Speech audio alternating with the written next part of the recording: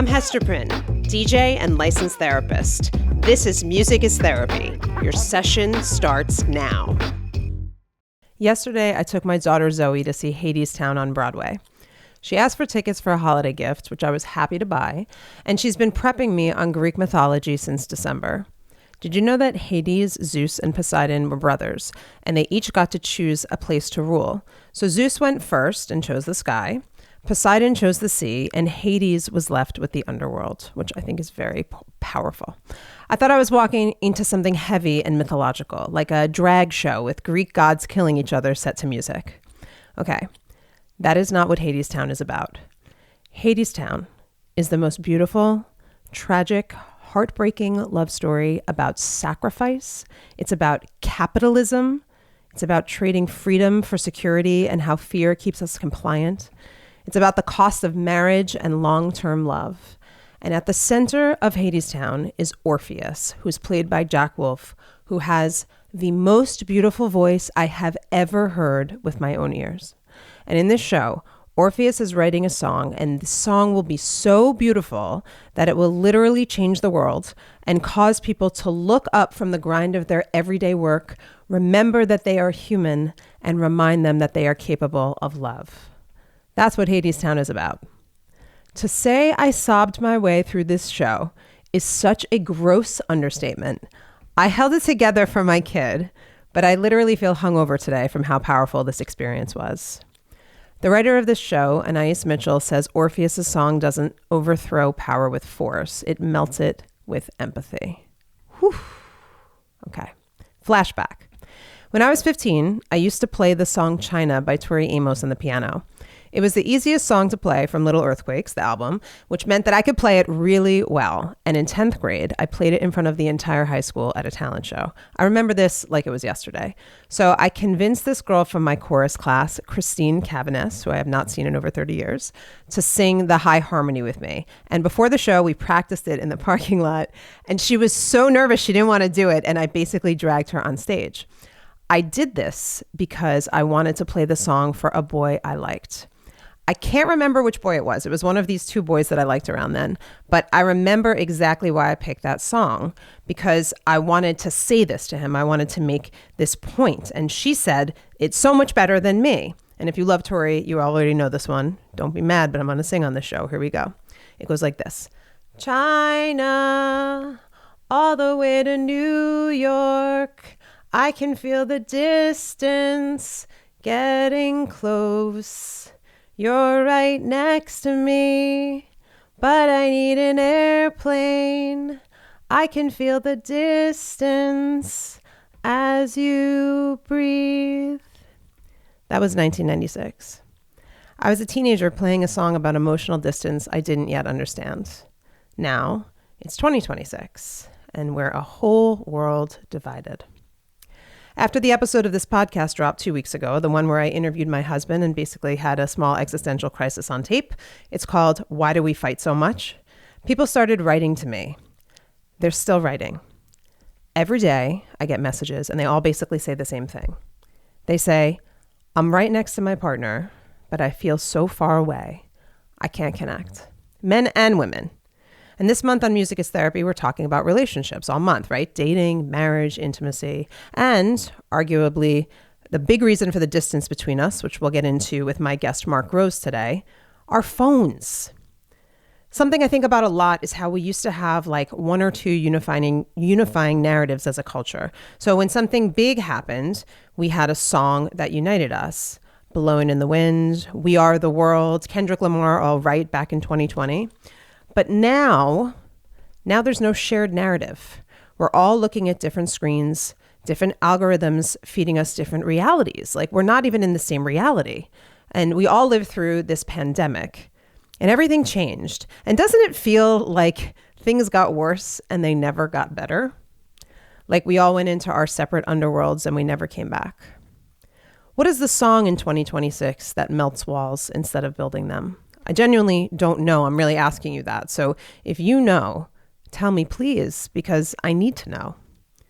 A few years ago, I curated a Songs of Revolution playlist on SiriusXM, and ironically, the star of Hadestown, Allison Russell, was the last person I interviewed there before our station went off the dial. This playlist is actually great. I'll link it in the show notes. It's like Billie Holiday and Gil Scott-Heron and Rage Against the Machine and all the things. And so after the pandemic, when I was lost and looking for music to save me, I went looking for the song that would unite us, like the We Are the World of COVID. And I could not find one. Not one.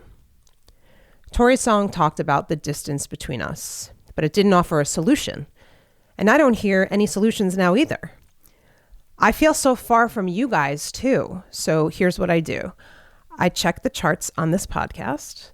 I check the views on my Instagram and how many people open my newsletter. That's what I do. And instead of feeling connected, big surprise, it actually makes me feel terrible. Like I'm being evaluated and like nothing I do is ever good enough.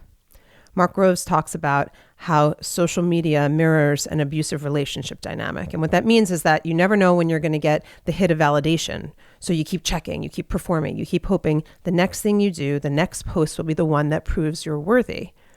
And yet we stay. Most people don't delete their social media. I did a whole post a couple weeks ago about how 9 Inch Nails makes people better lovers. I thought it was good. People liked it. I felt really good. But I actually, ironically, don't think it made anyone reach for their partner and love them better. No, they just hearted it and stayed in their own story, looking down.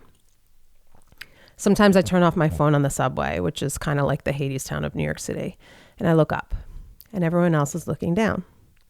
And then I walk up the stairs into the nighttime, that moment when you come out of the subway and New York City hits you, and I pretend I'm in a movie, and I put on a great song like You've Got the Love by Florence and the Machine. She says, now and then it seems that life is just too much, but you've got the love I need to see me through. Oh.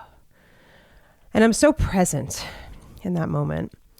I remember I'm human, reminded that I can love, connected to something so big. I listen to records from 50 years ago, and I hope they make me feel better. I meet my friends, we go to dinner, we dance. You know, I go to EDM shows to stand in the middle of 1,000 people and let the bass rearrange my nervous system because I'm supposed to teach people how to feel better. That's literally my job definition. I'm a therapist, I'm a DJ, I teach music connection therapy, and I'm pretty good at it. But some of the time I still don't know. So tell me, what are you doing to feel better? What are you doing to feel better? Let me know. Something else. I see Hadestown in my marriage. Randy and I chose art over security. You know this if you heard the episode, the creative life, the risky life. And in that episode, I asked him, what is your dream for our marriage? And neither of us had one. We've been so busy keeping the life running, the careers, the kid, the move, that we forgot to decide what we're building together. Where is our song? The one that melts the walls we've built. And here's the part that makes me feel really bad. Here's the thing that makes me feel like a fraud sometimes. I know all the advice. I give it every day. I help patients see their patterns. I teach them how to use music to access emotions they can't reach through talking. But I still wake up struggling. I still check my phone too much. I still feel distant from my own husband, and I still don't know what song unites us. Which brings me to Mark Groves. Mark said so many profound things in this interview you're about to hear, but I love this one. He said, insert choice where you think there is none. If you feel stuck, you're choosing. If you feel resentful, you're choosing. If you feel disconnected, you're choosing. Before you pick up the phone, before you say something that's going to mess things up, I do that a lot, choose. This means we have more agency than we want to admit. We're not trapped. Randy and I are not trapped. We're not in Hadestown. We're choosing this marriage every single day, even when it's hard. That changes everything. Finally, there's a line in Hadestown that repeats throughout the show. The line is, it's a sad song, but we sing it anyway. That's the beauty and the tragedy of relationships. You lose, you hurt, you show up again. And the tool, the thing that reminds us we're human and we're still capable of love, it's music. Where is the song so beautiful it unites us today? I don't know. But maybe it starts with putting the phone down, actually looking at the person next to you like they're not guaranteed to be there, like they're a choice you're actively making. DM me this song, email me this song, send it to me. Maybe we don't find it. Maybe we build it together. My guest today is Mark Groves. Mark is a human connection specialist and the founder of Create the Love, a multi-million-dollar platform dedicated to relational education and personal transformation. He hosts the top-ranked Mark Groves podcast with over 19 million downloads worldwide. His work has been featured in Men's Health, Forbes, GQ, and The Observer, and with more than 1 million followers across social media, including me. He's become one of the most trusted voices in modern love and intimacy and how we interact with our phones.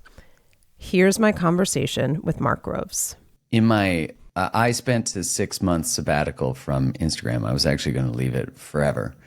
But I think it's really healthy when you don't know how to relate to something, you tend to push it away. And so it's almost like, well, if I'm in relationship with this person, but I don't have great access to discernment, then the only thing I know how to do is just not be in a relationship to them. So it's like if someone who's boundaryless, they'll get single and they'll get their poop in a group. And then while they're single, and then when they come back into the relationship, they think they've healed everything. But everything must be healed in relationship. It doesn't mean you can't do healing on your own. It's just that your boundary work is not really practical till you have to put it into practice with someone who is challenging you, or you have to protect a value, etc. So when I left, I started to research what was going on in my body. Like, I'm not an anxious person. Why do I have anxiety? Yeah. And I started to realize that social media platforms, more specifically meta ones like Instagram and Facebook, the way they relate to people is very similar to an abusive relationship dynamic. Say more. Because there's quite a few hooks that they have. The first one is that nothing you ever do will be enough. Post once a day, post 3 times, post 10 reels, post 10 posts. You used to just put up 1 picture, now you got to put up 5 in a carousel, or 12 or 20. And so because there's also this thing that's going on, which is the algorithm's a mystery. We don't know how it works. Yeah. I met with someone from Meta and they were like, well, we think the algorithm likes. I'm like, you're literally in the belly of the beast. Come on. They don't know how it works? That's what they say, is like, we think what it's looking for, it's this separate entity. But what's the hook of the mystery is that human attention has changed a lot over the last 5 years, especially. It's getting shorter and shorter and shorter, and people are labeling that ADHD. But it's like, no, we just have TikTok brain. We're having a hard time focusing. And so what happens is the shorter and shorter and shorter the mystery causes the creators of content to have to keep shifting what they're doing. And what it's doing is essentially allowing Meta or Instagram to figure out what content will get more attention, because they make money from ads, and the more you focus on it, etc., the more money they make. So essentially what's happening is the people creating content are being used as a conduit to mine more attention. There's this great YouTuber who says they colonized all the land, and now they're coming for every second of your life. And so I started to think about that. Okay, well, you have the other part that if you make money from Instagram, the moment you try to put a link in a story, it affects the reach. So even when you try to get paid for the content that you create, that they're trying to continue to get you to do, which, again, everyone's consenting to this, so no one really is a victim, except we are a victim of the deep social science that's been going on in the background of understanding the biology of how we work. So what I was talking to Stephen Porges, the founder of polyvagal theory, and he said to me, Mark, there's a few things going on that cause that sort of anxiety you're talking about. The first one is all the people you know are evaluating you. Mm-hmm. He said, then the people you don't know are evaluating you if you have a public profile. And thirdly, a non-human entity is assessing the value of your work. And here's where my mind got blown, is I was thinking about, like, if you and I were having this conversation, we were sitting around a fire and there's no cameras filming us. Yeah. We go to bed tonight, this conversation doesn't exist. We can rest. But for the first time in human history, a version of you exists 24 hours a day that is at social risk. Mm-hmm. So we could have a video or a clip go viral and all of a sudden wake up and our life both amazing, right? Could be good, but could be bad. And so the nervous system is thinking, not only are we like, if our phone's on a table, are we thinking the dopamine stuff, but we're also thinking, am I safe? Am I safe? Am I safe? And so there's this interesting study where they took strangers and they said, have a conversation. And it was in a cafe-like setting. And then just for the people who had a phone visible on the table during their conversation, they rated the conversation as the quality of it as being lower when the phone's present. Yeah. And they felt less empathic concern from their conversation partner. So this is the kind of stuff that I'm like, wow, like we're really in. It makes so much sense that we all collectively are like, get me a tree, get me a landline, Yeah. Yes. Like, the 90s are back, baby. Oh my God. Thank God. That's my favorite musical genre. That's my favorite era The across best genres. music. Come on. Across genres. I want to talk about music because I only want to talk about music. Yeah. But we're having you on in the month of February because we're focusing on love. Everybody wants to meet a partner, male, female, and in between, from what I'm seeing. But nobody seems to be able to do this. Now, we have a machine that tells us we're not good enough and we're not safe all the time, 24/7, and yet we're trying to relate to each other. We're trying to meet someone. We're trying to walk into a moment of vulnerability so that we can actually connect, so that we can do all the relational work to heal everything. What do we do? What's the first step if you're looking for a partner and you're dating online? Oh, well, if you're dating online, you have to be honest about how you're going to feel when you're dating online. The way that dating apps are designed are very similar. They're like casinos. Yeah. I have a friend who used to work for Match.com. He was pretty high up, and he was telling me, yeah, what we do is we can sense that when you're about to close the app, we give you like the hottest person. So is that true? Hold on. When you're about to close the app, we give you, and the hottest person, I guess, is evaluated based on how many interactions matches. I'm sure now with AI, they could probably figure out a lot of other stuff, like the pictures, like if symmetry or whatever picture. And, right. Right. Yeah. Like your brain is at least going to be captured by it, even if you're not going to swipe right to it. Yeah. So they can understand. I mean, they have trillions of data points on everybody. I mean, I remember reading when Meta could tell someone was pregnant before they knew they were pregnant. Like, that's crazy. How? Right? Isn't that fascinating? Just by all the changes of human behavior that we have unconsciously. And then what? They're showing you ads for pregnancy, babies, whatever related tests, stuff. I don't know. Or maybe like pregnancy tests. More maternal stuff. So if you start getting ads for pregnancy tests, like, brace yourself. Okay, so we know. I'm going to get one now. This is gonna be well, now we talked about it, so my mind's going to be full of it. Yeah, but I talked about it with my phone on. Okay, so it's even worse than we thought. So go ahead. Yeah, I just want people to understand that there's a biological process going on. So I think the question we often think is like, well, then do I just throw out the phone? Like, do I just get rid of the app? Yes. And it's like, no, we can live harmoniously with these tools. This is a tool. You just have to remember that you're a biological being and your technology doesn't care about your biology. It's going to exploit it if you let it. So I always think wherever you feel like you don't have choice, you have to insert it. You have to develop it. So like if you can't leave a relationship, you can't choose it, right? Like the choice isn't coming from sovereignty. It's not coming from discernment. Yeah. So if you're in a pattern and let's say you tend to date unavailable people, if you can't say no to the next unavailable person then you're still enslaved to your wound. So when I think about actually getting and dating online, I think of dating as a healing process. It's like, wow, dating can actually be the way that you discover your power. It's the way that you can discover self-expression. And so it can be all the triggers that come up, if you get ghosted, etc. All of that stuff is a chance. So what I really find is that people often, as soon as they have or feel a connection with someone, is they're like, oh, this is the one. This is my person. Yeah. And so you really have to start to think about letting someone become the one rather than be the one. So they have to demonstrate that they are. Okay. And so when I think about dating apps, I'm like, just have fun. You said so many things. I wish I was writing all of these down, but you said dating can be healing. Is that what you said? Did I hear you say dating can be healing? Yeah. There's probably so many people listening. You're married. You have a famous story of meeting your wife online, right? On Instagram. Instagram. Yeah, Right. slid into those DMs. Right. Like a Mac. Breaking up, getting back together, writing this book. The book is called Liberated Love.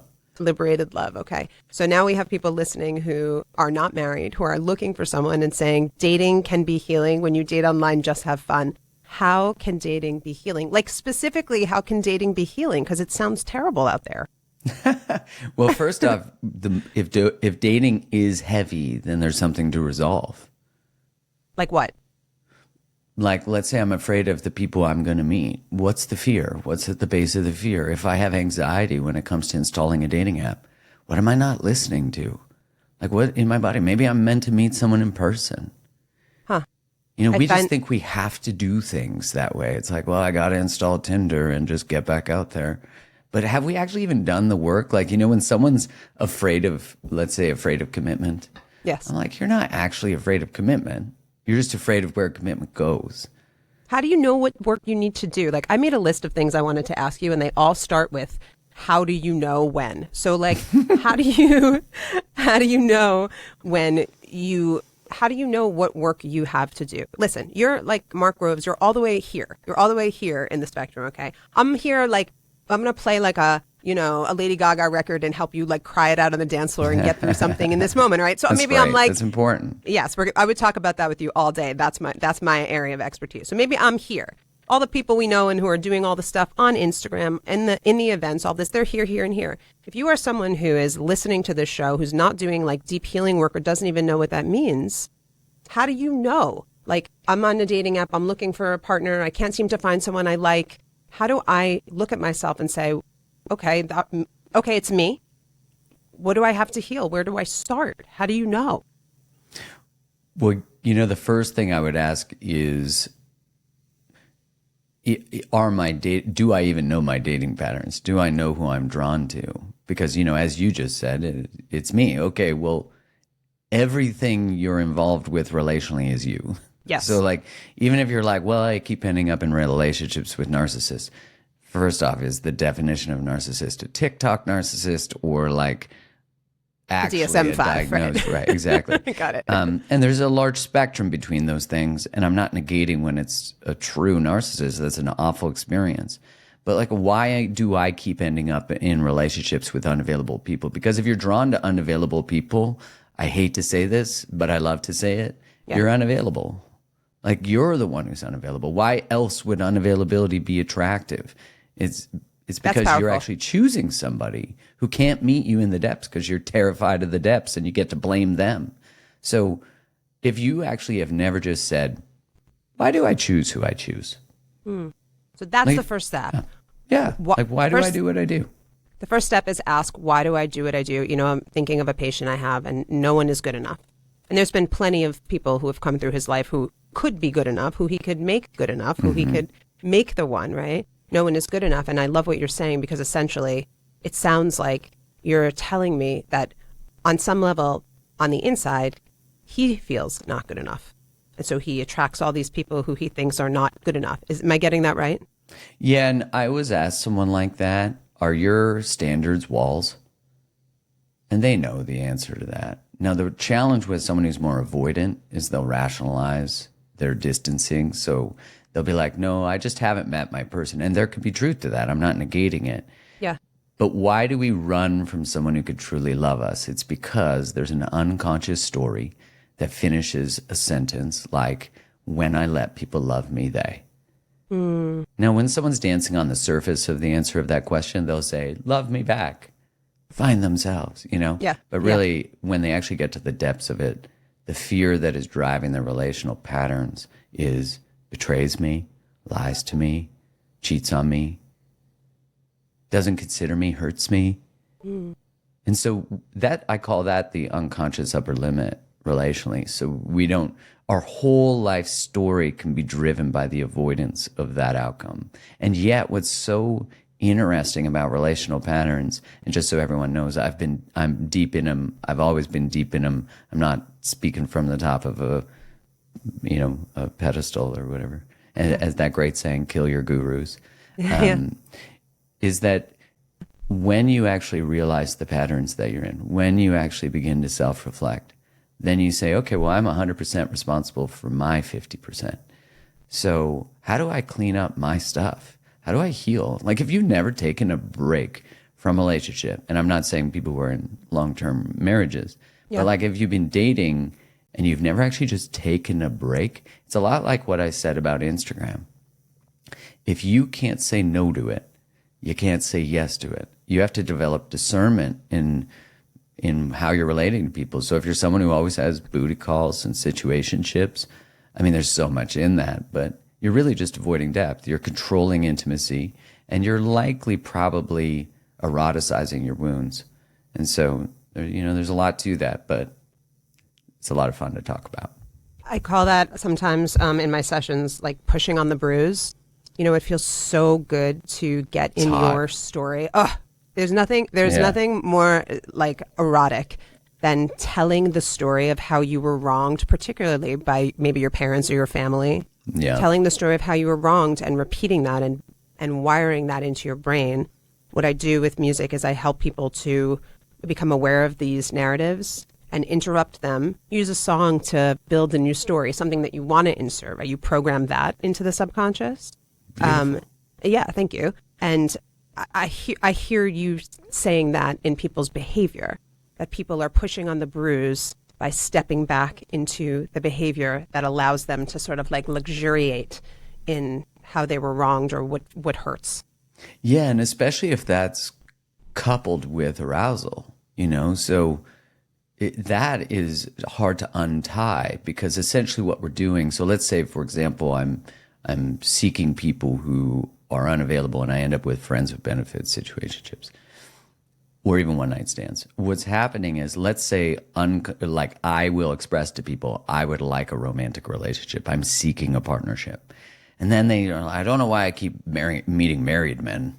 It's like, oh, trust me, you do.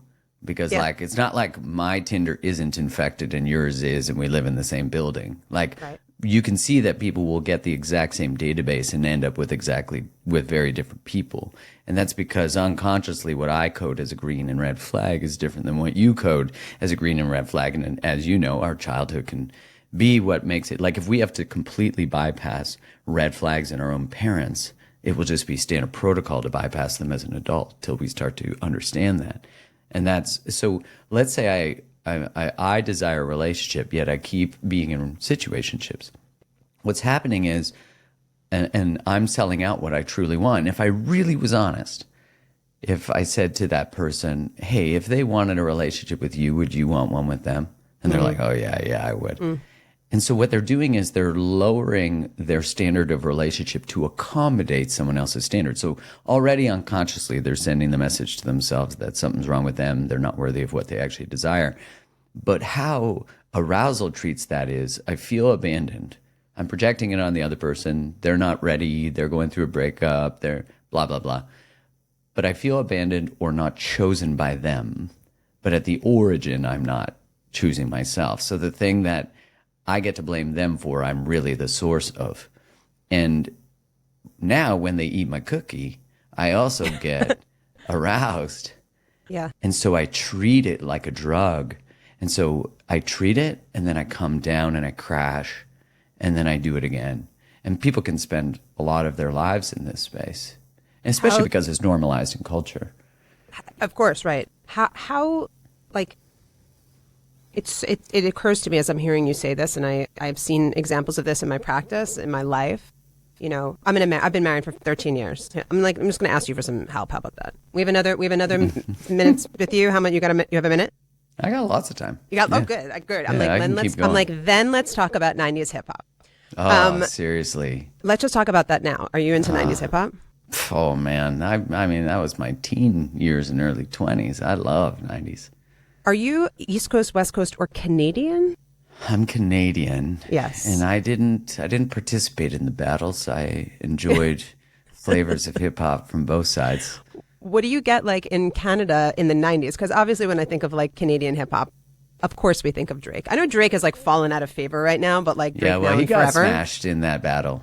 He got did. smashed in that battle, which I also feel, I don't know, Bahid, if you agree with me or not. I'm going to call you into this one. I feel it was a bit below Kendrick to even engage in this mud. It's like, you are a Pulitzer Prize winning, writer. Like, what are you doing having a fight with Drake about this? But what 90s hip hop was like on your radar if you're like a 90s hip hop head like me? Oh, man. Well, first off, you're going through a breakup. I mean, Boys to Men. Come on. End of the road. Shit. Are we calling that hip hop? I guess maybe. No, but if that's you're the Canadian. R&B from the 90s was just like, oh, man, it hit different. Yeah. I have a friend who studied like the psychology of music. And I remember I said to her, why when we're going through a breakup do I like feel the need to suffer? And she said, because when we listen to sad music, it reminds us that other people are sad too. And I was like, attunement. Yeah. Because, man, I used to put that song on repeat in my End of grade the 9 Road? breakup. End of the Road from Boys to Men. Do you just like cry? That's really pushing a Bruce. Yeah, it was. Yeah, I was marinating in it. I'm so happy Adele didn't exist back then because, damn, Adele really next level the marination, like did. circling the drain of the wound. Deeply. So 90s hip hop, I would have been into like Usher, Ice Cube, Dr. Dre. I really remember the soundtrack for Friday. Of course. Yeah. Of course. Such a good soundtrack. I also really liked, what is the band called? It was my first CD, Mr. Wendell. Oh my God, Mr. Wendell is Mr. They also have Everyday People. Arrested Development. Yeah. Oh God, Yes. that was one of my first CDs. Oh, that's amazing. What are your favorite 90s hip hop? Him. Well, so I came up mixing 90s hip hop. I toured with the Roots for 2 years. That's like how I got this whole thing. And I'm from New York. And so I didn't know I could like be a DJ because all the DJs that I love did I not should have look said Notorious. Sorry.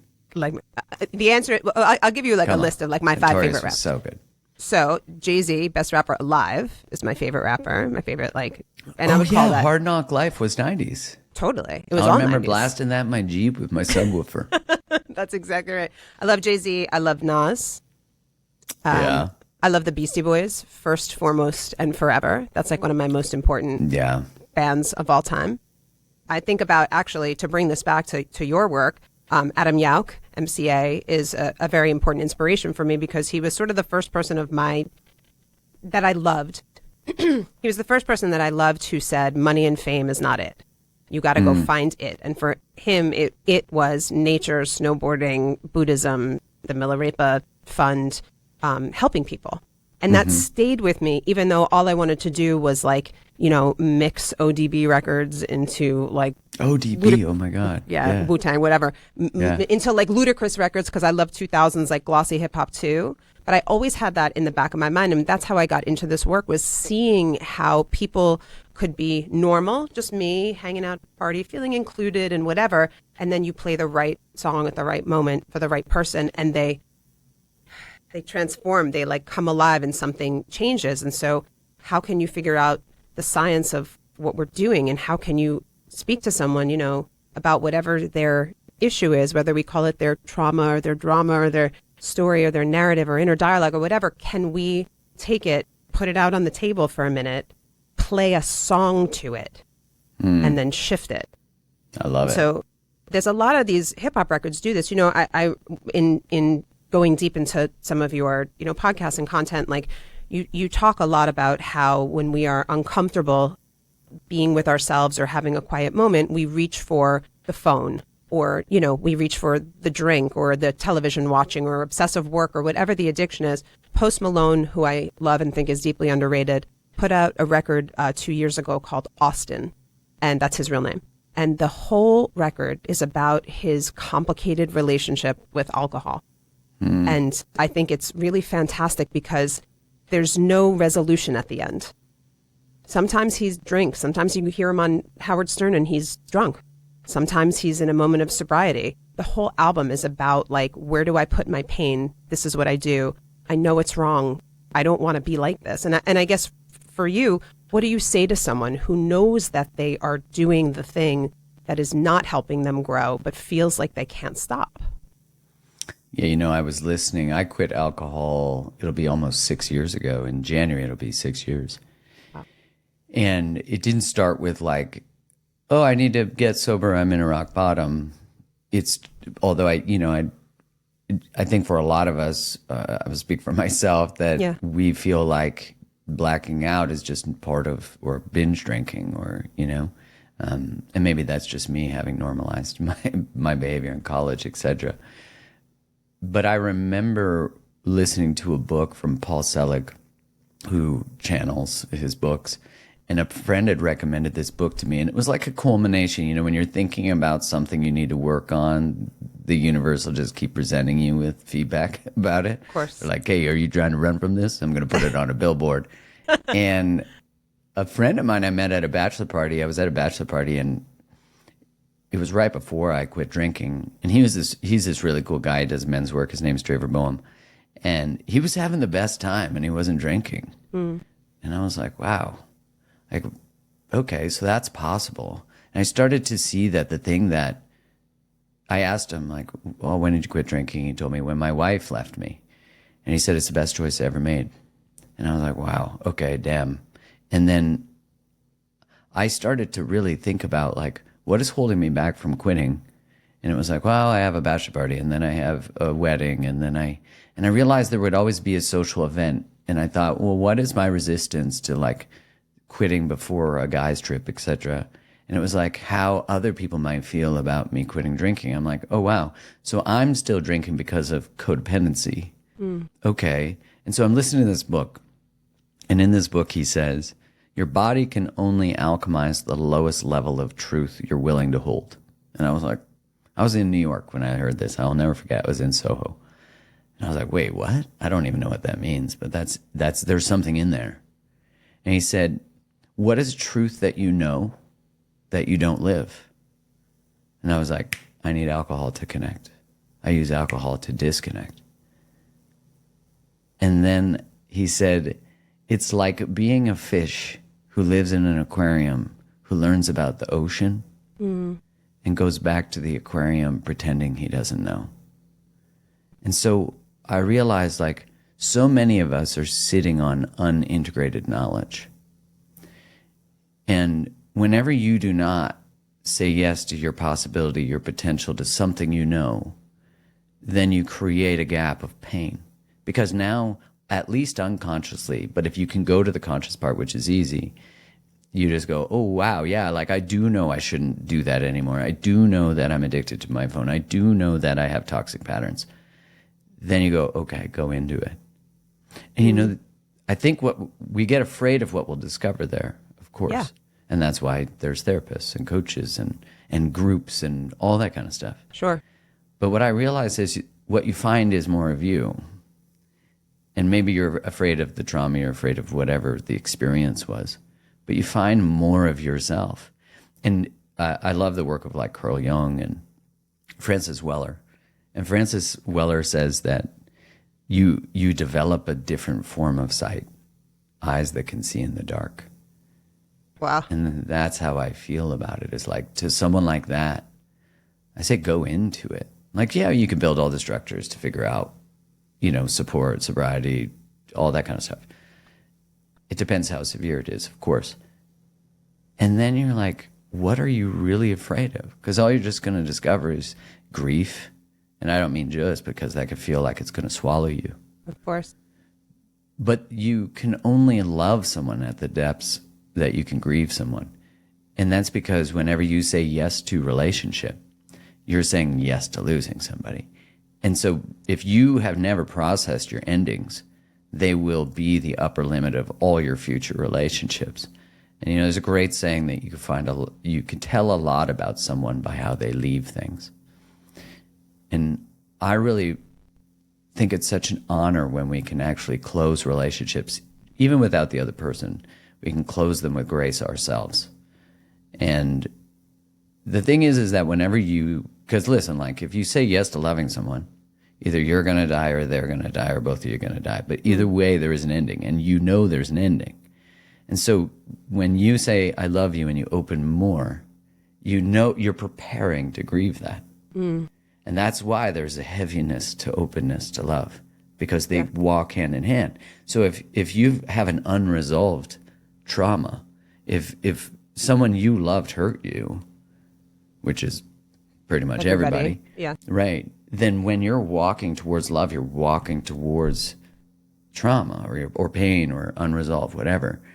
And so you have to learn from the thing you were hurt by, because it actually holds the key and the skills that allow you to walk past it. And I'd even say through it.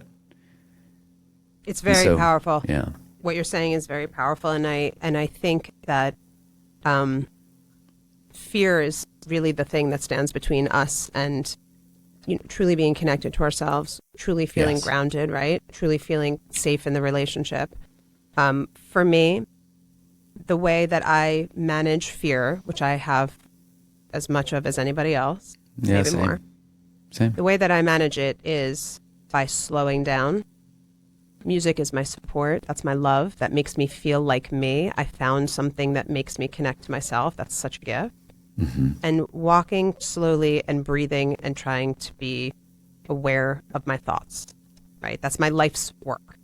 And so how do you, with all of this knowledge and being the guru of so many people, a million people, right, easily on Instagram, how do you manage your fear as you go through life? Well, to normalize it. I was working with someone recently who's like, I'm so anxious. Like, I don't know if I want to get married. And like, what's wrong with me? Like, am I afraid of healthy love? And I was like, there is brilliance to your hesitancy. You're seeing it as evidence that you need to go fix it or numb it or take a drug. And sure, like everybody, there's a place. But I really see it as like, if you're in a relationship and something's coming up for you, there is always wisdom to it. Because even if that hesitancy, which was healthy hesitancy, and if we have an internalized mechanism that something's wrong with me, then when I have a feeling come up, I'll think what's wrong with me, that the feeling exists, not what's wrong with the environment, that the feelings. So I'm really just a radar for what's going on. And so when I can start to turn to my internalized process, even if I don't like it, from a place of curiosity. Like, my relationship to my wife completely changed when we were dating, and she was uncertain. And instead of me and us trying to figure out how to resolve her uncertainty, it completely changed when we went, maybe there's brilliance to your uncertainty. Like, maybe you're the canary in the coal mine of our relationship. And I was someone who pursued people who were unavailable. So I started to realize, like, why is she a hell yes if I'm not a hell yes to her? Like, to qualify to be a hell yes for me, she should choose me too. Like, it should be a mutual. So where did I bypass discernment? Because a lot of people in, let's say, the more anxious, prone to more anxious attachment or pursuing or trying to fix people, is they've actually completely bypassed discernment. Mm-hmm. And so that's why I've said, like, always insert choice where you have none. And so for me, being with fear is about, I think I like things, like, I'll sound so cliche, but I like things like cold water exposure, cold plunging, because what happens or a cold shower is your body goes, I'm going to die. Okay. But you're not going to. So what happens the more you work on that mechanism is you start to be able to differentiate trauma from truth. Because in your body, it's like, whoa, it's death. But you're standing in a shower in a loft in Soho, and so you're able to create more space between the trigger and the response. And so for me, it's about, being in integrity with morning practices, things like taking time to listen to music that helps me get into flow, exercise, so important. And not trying to resolve the fear. Like, isn't it so healthy to be afraid of getting married? Like, that should be, of course it is. You've never done it. It's a giant commitment. Let's explore the material that is at the base of the fear, because if it does not go heard, it will unconsciously be played out anyways. Right. And Without then you'll trying go to resolve it. Yeah, and then you'll go get drugs to treat it. And Right. again, not saying there's not a time, but actually what happens if we turn towards that? Maybe for the first time in your life, turn towards how you feel from like, teach us what's happening. Yeah. And like, wouldn't that be dreamy? I love that. I love that. I love the very first thing you said, which is normalizing the fear and being with it and then being curious about it instead of judging it, resolving it, fixing it. What is wrong with me? Why do I feel this way? Maybe I shouldn't. Maybe it's my mom. Maybe it just, this is what is. So what can we learn from this? What's it telling me? And then what choice can I make? I'm going to tell you my big takeaway from this conversation. If I was summing this up into one actionable strategy that I could take it that will change my life, is this idea you said of inserting choice where previously you felt there was none. I can see in my marriage, when I go home tonight, I can see how I can look at my husband and be aware that I'm making a choice, that I have choice. He has the choice to stay or go, and how that will change my consciousness in the relationship. And that I'll do that 10 times in the next week, and it will make me grateful, aware. It might change my entire life. So that's my takeaway. So for everyone listening, if we could give them, this is simple, but if we could give them one piece of advice to make 2026 their best year ever in love, what's one simple takeaway they can take from this conversation? Well, I think if they create a space to really start to be devoted to themselves and really start to put in the practice of understanding why they do what they do, like actually taking pause and saying, okay, well, what am I good at relationally? What am I not good at? Because really very few people are capable of an honest audit of themselves. But the moment you stop, because people will say, oh, I'm anxious or I'm avoidant or I'm this. What we're really talking about is a relationship to space. Anxious people don't like space, avoidant people love it. They usually date each other, so that screws everything up. And so I think if there's one thing, is just go so deep into the understanding of yourself, but actually put it into practice, because none of it means anything if you don't change. So it's like, you're going to want to drink if you don't live your potential. You're going to want to do drugs if you don't live your potential, because you're anesthetizing an inner abandonment. And so, like, what a beautiful thing it is, no matter how old you are, to stop doing that and say, what do I want? And you go, well, that's selfish. Good. Go deep into being selfish for a bit. You probably never allowed yourself that. And I think it's different than like, what do they call it? Main character energy. I'm too old for that saying, but apparently everyone's saying 6'7", 6'7". I don't even know what that means, but yeah, it's like relationships are really about, there are three entities. There's you and the other person and the relationship, and the relationship is actually separate from the two of you. And so what happens most often in long-term relationships is the self has enmeshed with the other, and then when attraction drops, because there's not a differentiation, like Esther Perel would say, like it's desire is, through mystery, and love loves closeness. And I think desire is actually through differentiation. So it's like in long-term relationships, that's the hard part, is like, how do we become a self again? What do I love? What do you love? So just get to know yourself. And then you set a standard. When someone else comes into your life and doesn't treat you well, you already have a standard embedded in your own being. It's like, I have a deep reverence for myself. And if you're drinking and you should quit, you don't have reverence here for yourself. And so it's like your choices will determine how you feel about yourself. And in one moment, you could say you love yourself. And in another moment, you could say you don't. And so that's the beautiful thing, is you could change it. And the thing about patterns is they're not who you are. You can change them. You could be like a scientist, just exploring why you do what you do. And then I think at the core of all of this is what brings anyone to personal work is something they want to change.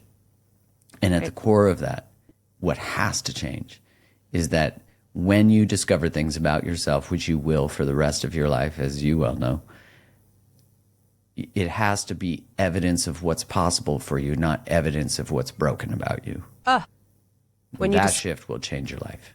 Like, I'm going to repeat it. when you discover things about yourself, it has to be evidence of what's possible about you, not evidence of what's broken about you. Yeah. When you ask someone to sum up one brilliant thing to say, first of all, it's so much pressure, so I'm sorry. But that is so brilliant and so life-changing, and I'm so excited that I was here so that you could tell me that. I know that this is a show that a lot of people will listen to, but it feels like a conversation between me and you one-on-one. That is going to change my life. I'm so happy that you just told me that. I'm so happy that you told me that. So I'm really grateful that you came on the show, Mark. Well, thanks for having me, and thanks to all the listeners for trading time. I mean, it really means a lot to me. You could be listening to anything, and you chose to listen to us. And thank you for sharing your audience with me. It means a lot. Totally. What do you listen to as your music in the morning? That's just my private private question. You know what song I'm really on right now? What? Is NF's song, Hope. No way. Do you know that song? I don't know that song, but there's a couple of NF songs that I love, and I've never talked about NF ever in my entire life. What do we love about this song? Oh, listen to the first lyrics. There's like a whole run up to the beat dropping. Yeah. And it's him talking about his new album and how it's finally him. Like that really when people stand for something, like that's what matters. And it's so good. I also really love Ren. Do you listen to Ren? No, we have like such different musical taste. Even like when I asked you about 90s hip hop, I was like, I'm such like a New York hip hop head. Like I would never mention like anyone that you mentioned. Tell me why you like Ren.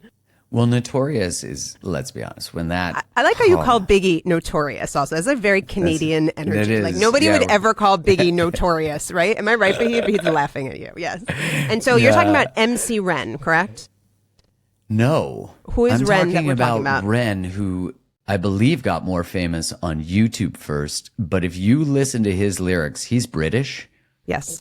And he has a very famous, like the song that has 60 million views is about him being sick and like the internal battle of his like unconscious who wants to keep him small. It's so good. Wow. He's a lyricist, man. He writes some, and he mixes singing in it too. So it's been really interesting because he's more of the British hip hop. Yeah, that's cool. So I just think he's a brilliant lyricist. My God, he's like telling so many good stories in it. Can you listen to like go ahead. What's that? Can you listen to like a good story song in the morning? You like listen to lyrics, like really get into a lyric in the morning. I mean, I really like the pump up of NF. Yeah, and then, totally. I mean, I might go to more like, I really love the Friday soundtrack. That's like one of my favorite from the OG days. I was never a really massive Tupac guy. I mean, I think he's brilliant, but it was just never my jam.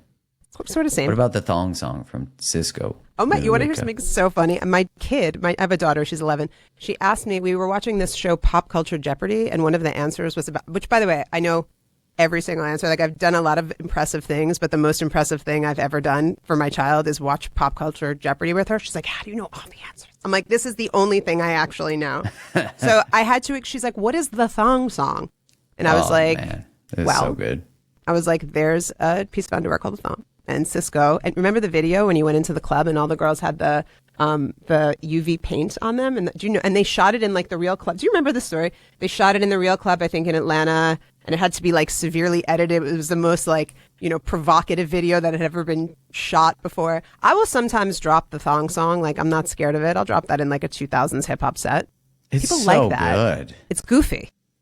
I mean, yeah, we think that was the most provocative, and now they've got WAP. You know. Yes, and also, Sabrina Carpenter, who Bahita's going to see tomorrow, has a terrible, in my opinion, record called Tears, which is the same theme. Wow.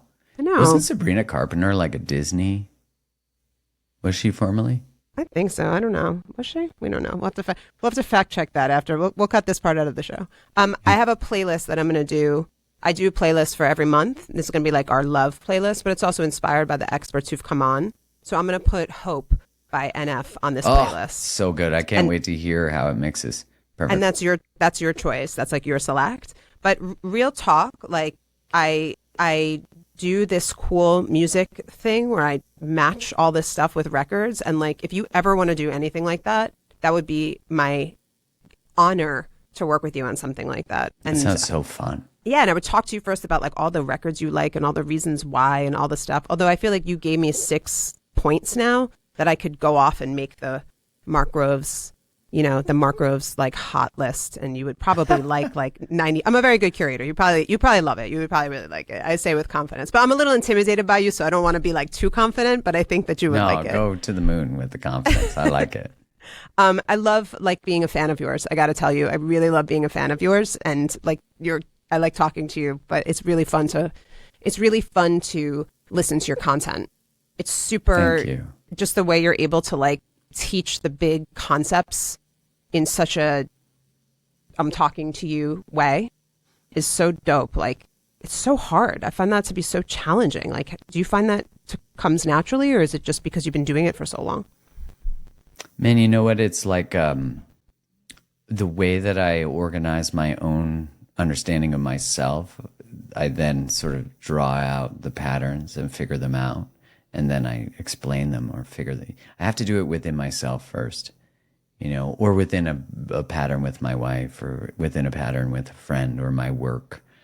Because I think everything you're in a relationship to offers you material to work with to free yourself. So I actually think the most potent material, I used to say it would be romantic relationships. And I do believe that's true. Like, I would have said you would have never come into more contact with your limitations and yourself and your pain than in relationship to others, especially romance, and probably throw mom in there. Yeah. But now I actually would say that your relationship to your phone is probably the most potent place, because it's the most important relationship in people's lives now, and it is heavily impacting the actual most important relationships in their lives. And so to me, it's a sad thing, but it's also like, look, these are tools, and like any tool, I could give you a hammer and you could build a house, or you could hurt somebody. Sure. So how do we honor that that we have patterns within that are deeply affecting us? And I think that's what really happened with understanding, like, what is this big thing that's going on with me? Mm. And how do I have a relationship to technology? Is it possible? Is it possible? I see so many of my patients and friends, and everyone asks ChatGPT now, I wrote this email and they wrote back, what should I do? I have this issue, what should I do? And humans built this machine, and it's almost like a new kind of prayer. I heard you say sort of something like that on something I listened to, but it's almost like a new kind of prayer where we used to go to the church or the synagogue or whatever and pray, God, what should I do? Give me the strength to show up. How should I deal with this issue in my life? Please help me. And now you just type it into ChatGPT and then take the answer as if it's coming from a deity. And I'm guilty of that too. Like I will do it sometimes out of curiosity, but then I'm like, wow, it's got some pretty good advice here. Like, this is some good shit. Mm-hmm. And I'm worried. It does, right? Yeah, and I'm worried about the worship. I'm very worried about the worship of this. I feel it like in my body when I do it. I'm like, oh, thank you. You took this from me. You took this problem. You held it for me like you were my healer. Now, I did that with music for a long time, but I'd rather have Jay-Z song cry holds my relationship, but I'm not interacting with him. And there's something about the humanness of music, right? Like that it was written by a human. But there's dead internet theory, and that's considered a conspiracy, but I would say it's coming quite true, which is the majority of the content on the internet will actually be created by robots and AI. And so I think with AI video, what's interesting is we're starting to get to the place where we're like, what's real? And that actually might be the best place we can get to, because then we'll return to our lives. Because, I think of the polarization politically, ideologically. Those things exist because we exist in very separate worlds within the same world. Yeah. We've stopped sitting and having dinner with people we disagree with. And so, we need to build that muscle again of being in discomfort, because the key to really healthy relationships is rupture, repair, rupture, repair. So Your partner is not you, and that's the best thing. That's the best news. The challenge is that your phone is programming you to expect everything that you desire to be delivered, much like a dating app. But humans are anything but convenient. So you actually have to build up the capacity to be with the people that disagree with you. And that will actually deepen, like when we start with two differing opinions, the third one is always smarter than the first two. So when I think about people who fall for AI, who fall in love with AI, which there's like apps with AI companions. Yeah. That's terrifying. Yeah. And I say that because I went on the Reddit thread to go read about what's going on here. Yeah. And I only read the last 10 hours of posts, and I was like, these people have lost their marbles. And I mean it with love. I'm like poking fun at it, but I'm also deeply concerned. And I think the people who fall in love with AI are the same people who fall for narcissists and love bombers, because they both tell you what you want to hear. That's right. And so there's a lack of groundedness in it. And that's why whenever anyone is captured by a love bomber, they're lacking groundedness and discernment. They need to root further down into themselves. And so while I think it's an exceptional tool, I think it can add to everybody's life. The data shows that if you use AI to write your first draft versus someone who doesn't, you actually can't even recall what you wrote. And so there's something. Yeah. There's a few studies looking at that now. And so what happens is there's something about the exercising of the brain in the first draft that's actually really important for the brain. And this is why I want people to remember you're not an AI bot. You are a human. So you have to actually, this is why reading is so much more powerful than listening, not music, but like books. And I remember hearing the research on that, and I'm like, damn, I listened to a lot of audiobooks. They were like, listen to fiction, but read things that are a little more complex because it forces your brain to exercise. Yeah. And so what's interesting about this is that there's a Jim Quick, who's like an expert in the brain. He talks about how we're developing something called digital dementia, which is our brains are actually starting to pattern very similar to dementia. And so we just have to be mindful of that. And if you think about it, dementia is thought to be type 3 diabetes. Okay. So you have the impact of blue light on the brain. So we should all be, striving to at least maybe put incandescent bulbs in our house. Those are much better than LED. We're putting the red light filter on our phones. We're not using them for the first 30 minutes of the day and the last 30 minutes of the day. That'll change a lot in terms of dopamine. Okay. Yeah, and what happens is if you take one day, for example, a week, and you do no apps, you could use your phone and texting, but everything else, let's say there's a thing called the brick. You could brick your phone and it'll completely shut off all the rest of it. Then it just becomes a phone. And that day you do no screens except for the texting and calling. You'll notice a massive difference if you just insert one day a week. And when I started to look at the research on how notifications impact us. So notifications increase cortisol. And cortisol is the stress hormone we release to get us. Ideally, you release it and then you decrease your stress. That's its purpose, is to actually get you back into regulation. But chronic notifications create chronically high cortisol, which increases inflammation. And cortisol increases glucose. And the cause of type 2 diabetes, type 3 diabetes, is metabolic dysfunction and insulin resistance. So we don't have a properly functioning insulin release with glucose. And so I started to think wow, is technology contributing to insulin resistance and metabolic dysfunction? And I was like, damn, so my responsibility with how I relate to technology isn't just for my brain, it's actually for my body. And I mean, if you look at society, we've never been so metabolically unhealthy. Yes, of course.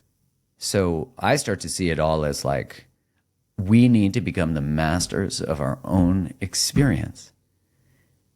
And if you don't do that, you'll just be monetized, as we said at the start. They're colonizing every second of your life. They will come for every second if you let them. People spend 9 hours a day on a phone. It's so hard. It's like you're describing, for the lay person, right? You're describing chronic stress and its effect on our bodies, right? On illness. I know I got to let you go, but you have 1.5 million followers on Instagram. right? I know you do because I'm one of them. I have 25,000. That felt like a lot once upon a time, but it doesn't feel like a lot to me now because I'm doing this. I have to be on there more. I have to be engaging more. I have to be creating content that's valuable to people. I feel so much tension around what I know is healthy for my mind body system, right? And I'm a parent and I'm a person who helps other people. And I want what you have so much with that, the way that your social media work. I mean, that's what we're talking about. I want a social media account that works as big and helps and is amazing and is as great as yours. And there's a huge gap between where I am and where you am, where I am and where you are. And I don't want to become sick. It's not worth becoming sick over. But it's so like, I can't help but think, and I know people who listen to this, if this makes it to the show, will think the same thing. Well, you already made it. What about me? Yeah, well, I think the benefit of having walked the path is I could tell you what to look out for, because at the end of the day, the answer to the question, how many followers do you have, will never matter as much as when you need someone, are they there? And so I think about like, we don't need more followers. We need longer tables. Like that's what I see as the future, and an account that has 5,000 followers or 25,000. I mean, no one's ever been in a better place. Like your stuff can go just as viral as my stuff. I have stuff that completely bombs, where I'll get 10,000 views, which it doesn't work the same anymore. Now it's interest media. It's not social media. So it just pushes content to people who might be interested in that thing. What the content platforms are concerned about is not how many followers you have. They're concerned with, can we use your content to keep people on here? So that's right. Everyone has it. Yeah, it's not totally follower it's not based. It's not valuable. I did this post about a job I did with Kendrick Lamar. It was I did it a couple weeks ago. It was the most successful thing I ever posted on Instagram ever. It got 1.5 million views. Never had engagement like that.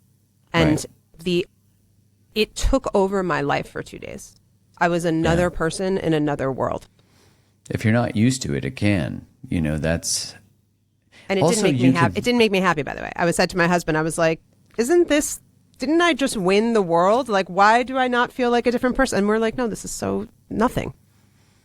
Well, you realize like a hug from your husband's better than every comment. Well, I met one really great person through that who I love. Which is amazing. Artist, which is amazing. I met this artist, Halim Flowers, who I adore. He's going to come on the show. But he found the post and found me and likes my work, and I love his work, and now we're friends. That's why I put that That's post unbelievable. Up there. That was it. So it's if we make the intention of each post to change one life, then we start to create from our heart. Like Rick Rubin says that the audience comes last.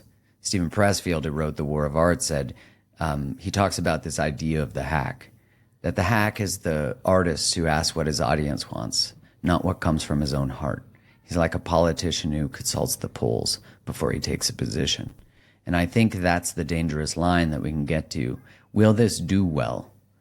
And the algorithm will start to shape the art you create if you don't watch it. It doesn't mean it can't help you create great art. I'm saying, though, that you can start to leave your own creative space. And that's when you start to dance for the algorithm. And that's where self-abandonment begins. That's why, you have to really do a lot of deeper work to be able to get DM'd by 100 people who are upset with something you said, or 1,000 people, or 10,000. And our bodies were never designed to be in relationship with that many thoughts, feelings, and opinions. And everyone has to remember that 5 to 25% of all accounts are not even human. Really? Is that true? Yeah. This is actually this is an incredibly soothing discussion. This part of it, that changes the way I think about it as well. Totally, of course. Yeah, because then you get a comment and you're like, you're a computer with a cat picture. Right. And it's always the people who have private profiles anyways. They're always like, why aren't you doing this? Why? I can't believe you said that. I'm like, oh, when you start to do all that, let's talk. Yeah. And one thing, when you're talking about it, like you said, I have to do this, I have to do that. Yeah. The have to is actually part of the language that creates the suffering. Yes. Because you don't actually have to. Tell me, what should I say? How else can you build a career helping people? But even you don't have to. You could choose to, but like I choose to. Yeah, but as soon as it's have to, it's heavy. Right. Insert choice where you don't see it. That's right. Because otherwise you'll resent it. Yeah. Which makes sense because we will resent anything that we feel like we're not prioritizing ourselves with. So we need to put boundaries around wherever there's resentment, there's a lack of a boundary. Always, 100% of the time. Do you like doing it? Do you enjoy doing the content? Like you come on there and you tell a story. It's about you. It's universal. It's succinct. Do you enjoy it? I enjoy some of it. But no, I don't enjoy all of it. And I create from a place of like, I don't care if something gets 10,000 views versus 100,000. I kind of laugh sometimes at it. I'm like, man, you can't record anything long anymore. A lot of people's attention spans are like, if you don't have some sort of hook at the beginning, like, you're going to want to hear this. Yeah. But I actually think people are tired of being consciously hooked into. I fucking hate that shit. The most important thing I learned was you got to really make sure when I learn this thing, I'm going to tell you this thing. It's like, fuck you. Fuck you. And it's how. And fuck me for watching this I hate that shit. I fucking hate the manipulation of it. Oh my God. Here's 5 things. These 5 things. If you know, I will not do that. Fuck that. Right? And that's I'm what's hard. so mad. I'm so mad about this. You know what I'm talking about, right? Yeah. Well, because it's manipulative. Yes. And so it's like, oh, well, imagine if your husband told you had to talk that way to get his attention, Or like, remember here's 5 things you could do today to love me better. I feel like he would say that. What's wrong with you? Mark, like the pickup artist, like remember that whole thing? Yeah, the where it's like time, like the game. And all yeah, that. the game where it's like, tell the girl, those shoes look really comfortable, or like you have something on your face. Yeah, like it's negging, it's internet negging. I love that you. That's funny. I love that you speak about this. I love how this is like a part of your work now is teaching people about what social media is doing to our brains and our bodies. It's so important. And I agree. Now let's really wrap this up. I feel like I'm basically taking up your whole day. I agree that it's time to return to analog. And what's so funny is that I've been mixing vinyl forever. I've been a professional DJ. That's my full-time job since 2010. So like 15 years, right? And now amazing. I do all. Thank you very much. And now I do all this stuff too. I mix vinyl. That was my thing because I started kind of right before the technology made it so that you didn't have to. So I didn't really have a choice. And I learned from Questlove, I'm really snobby and highbrow about music and records. And that's like part of myself that I love.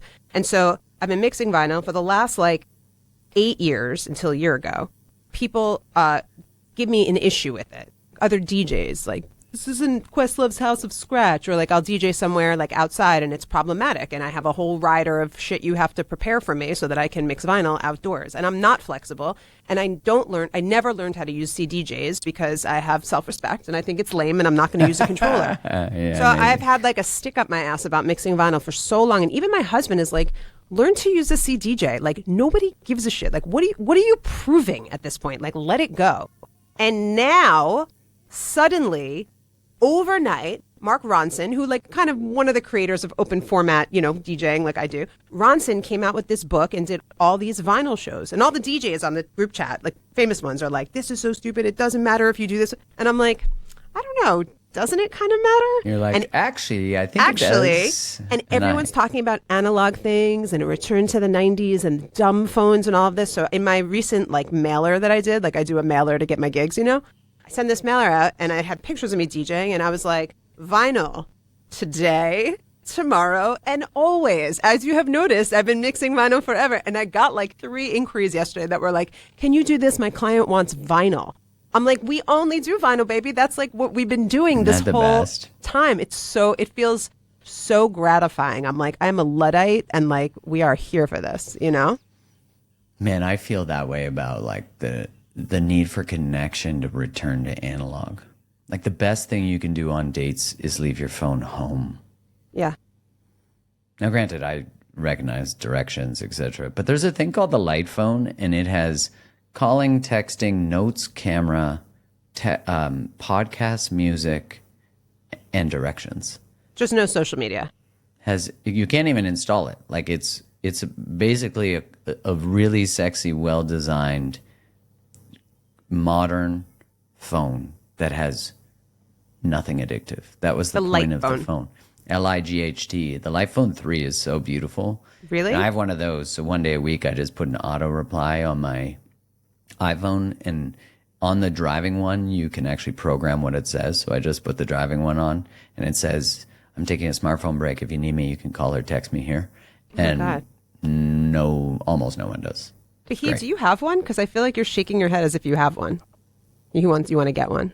Okay. You should probably say that into a microphone next time. They are amazing. Like, it will change your life. I actually am trying to figure out, how do I go to that full time? Why don't you why is this episode not sponsored by the Light Phone, and why are you not offering a coupon code for 15% off right now? But I do need a coupon code. That's true. This episode of DJ Hester Prynne's Music is Therapy is brought to you by the Light Phone. Use code MarkG for 15% off. Wouldn't it be funny if we could make that happen? That's the one I told you about. Okay. I don't have a code, but I should ask them for one. But I actually, that's the one. I just ordered one so I could test it out. We could do such a playlist around that. We could do She's a Brick House. We could do so a lot of Destiny's Child songs would fit in on that. We should do a whole playlist about your brick phone, your light phone, get into the light, put a little sound holo on that. It'd be so fun. Why don't we pitch that in our spare time? I'll work on that. I think it's a great idea. Next time you come in, we'll update you for that. That'd be great. Mark Groves, we love you. We're obsessed with you. Thank you for coming on DJ Hester Prynne's Music is Therapy. And let's keep in touch, please. I'd like us to continue to be friends. I would love that too. Thanks for having me. Okay, thanks for being here. That was my conversation with Mark Groves. Next week, we finish up Relationship Month with the great Dan Savage. We're talking sex, monogamy, long-term love, and what honesty actually costs. The Love and Happiness playlist, including You've Got the Love by Florence and the Machine and China by Tori Amos, is linked in the show notes. If this episode meant something to you, share it with someone you love. Follow this show. Leave a rating. It really, really helps. And if you've got the song that melts walls in 2026, you got to send it to me. musicistherapypod@gmail.com. My name is Hester Prynne, and I will see you next week. DJ Hester Prynne's Music is Therapy is a production of iHeart Podcasts. I'm your host, DJ Hester Prynne. Our executive producers are Marissa Bramwell and Jonathan Strickland. Our associate producer is Jonathan Klopp. Our marketing lead is Allison Cantor-Grabler. That's it.